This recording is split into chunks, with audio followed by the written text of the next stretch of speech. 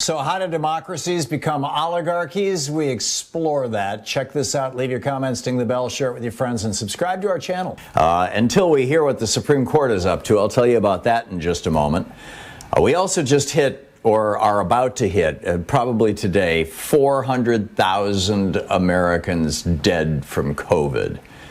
And I would like to invite you, if you know somebody who died from COVID, or who was disabled by COVID. The disability numbers are staggering. This disease causes everything from dementia to permanent heart damage. There was a piece yesterday I was reading, I believe it was in the Washington Post, about how COVID lung is actually worse than smoker's lung, that people who have recovered from even mild cases of COVID, when you x-ray their lungs, they look worse than people who smoked for 40 or 50 years. It clearly is going to cause a lot of people disability over the long term, kidney damage, liver damage. I mean, it's just all the organs of the body are vulnerable to clots causing what in the brain would be a stroke.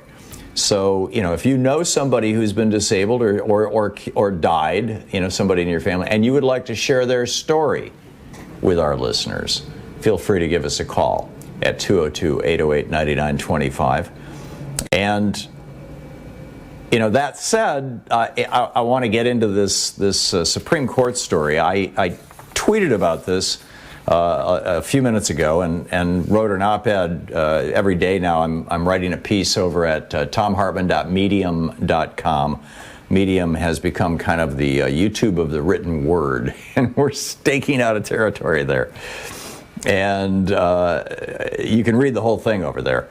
But back in 1613, the legal scholar Edward Coke wrote that corporations have no souls, they are invisible, immortal, and resteth only on intendment and consideration of the law. A corporate body, Edward Coke said, can't, quote, do fealty for an individual body, cannot be in person, nor can swear. So this is how corporations were viewed in the 17th century, as soulless entities that had basically perhaps were needed in society, but we're not part of society. I mean, it's a corporation, for God's sake.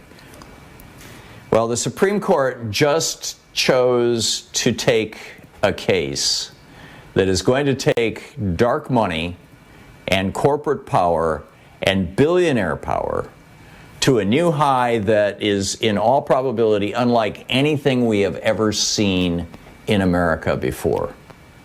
And they're doing this, they're bringing this case before a court that now has 6 justices that have been, I believe all 6 of them, it could just be the last 3 specifically, but that have been selected and put forward by Leonard Leo and his Federalist Society. We'll get to that in a minute. And there's every chance that the Supreme Court is going to rule against you and me and in favor of these billionaires in this case. Let me tell you about this. Now that we've got a stacked court.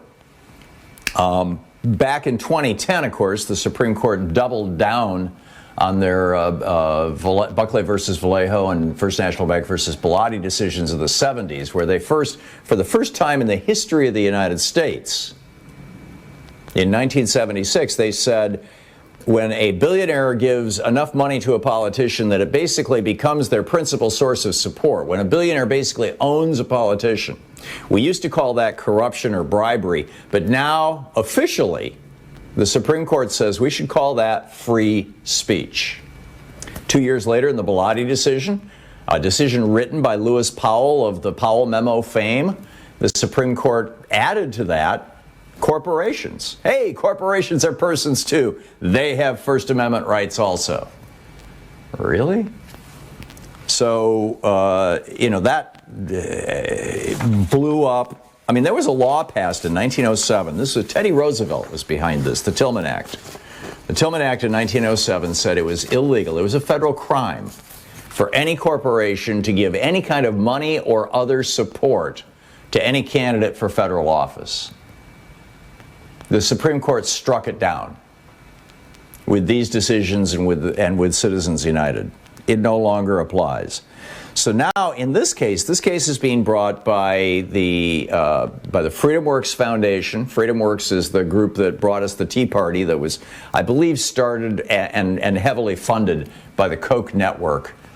Charles and David Koch. David has now passed away. But and they have a 501c3 or C4, I'm not sure which arm. They have a nonprofit arm, which is the FreedomWorks Foundation. And they are bringing this case along with another corporation that, hang on just a second, I'm looking for the name of it. Well, I'll get to that in a minute. Oh, the Thomas More Law Center. It's the Thomas More Law Center, which describes itself as a Christian conservative nonprofit. So now we don't just have two corporations demanding corporate free speech.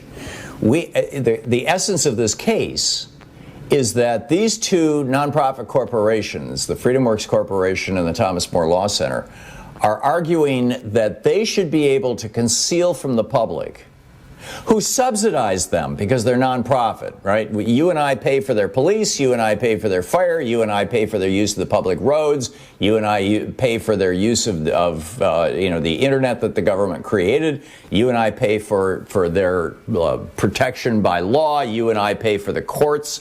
In fact, you and I pay for the very Supreme Court that they are bringing this case before.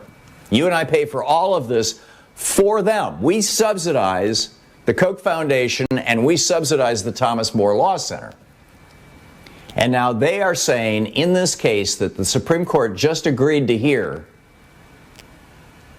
this was just a couple days ago, the Supreme Court agreed to hear this. They are saying we should be able to influence politics. This is already established, that we can influence politics, that we can give money to politicians, we can pour millions, hundreds of millions of dollars if necessary. You'll recall Mitch McConnell in the last 2 weeks of the big race down in Georgia, out of a nonprofit that he runs, poured $50 million into that race against Ossoff and Warnock. We should be able to influence politics, but not just that. The people behind us, the people who are giving us money, whether those people are, the Koch brothers, or those people are some real estate billionaire in Arizona, or whether those people are oil oligarchs that made their money doing business with Venezuela or Iran or Saudi Arabia, or even if those people, even if they're not U.S. citizens, we should not have to disclose to the American people who is funding our organization. This is a complete transition. I mean, I wrote about this, 6 months ago, a year ago, when I was writing my new book, which will be out in like a week, The Hidden History of American Oligarchy. I laid out this scenario as probable, and that this is how democratic republics get turned into oligarchies. An oligarchy is ruled by the rich. And now we have two nonprofit corporations saying the billionaires who pay our bills should not have to suffer from having their names be made public, because then those awful liberals will try to shame them